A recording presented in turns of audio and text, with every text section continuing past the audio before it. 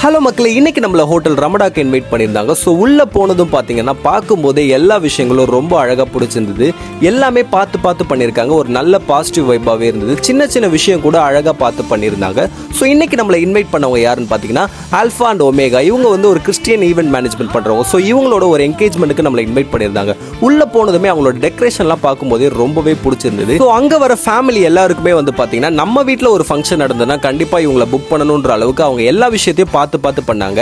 அது மட்டும் இல்ல மக்களே, நம்ம வீட்ல ஒரு ஃபங்க்ஷன் அப்படின்னா நம்ம ஒரு டீம் கிட்ட கொடுக்கறோம்னா நம்ம ரொம்ப யோசிப்போம். ஆனா அதை பத்தி இங்க எதையுமே கவலைப்பட வேணாம். பிகாஸ் அவங்க நேமே அதுக்காக தான் ஆல்ஃபா அண்ட் ஒமேகான்னு வச்சிருக்காங்க. ஸ்டார்டிங்ல இருந்து எண்டு வரைக்கும் நீங்க எந்த இடத்துலயும் குறை சொல்லாத அளவுக்கு சூப்பரா பண்ணி கொடுக்குறாங்க. அதை விட ஒரு முக்கியமான விஷயம் என்னன்னா அஃபோர்டபிளான ஒரு பட்ஜெட்ல பண்ணி கொடுக்குறாங்க. கண்டிப்பா இந்த ஒரு பிரீமியமான ஒரு ஒர்க்கை வந்து இந்த பட்ஜெட்ல பண்ணி கொடுக்கவே முடியாது.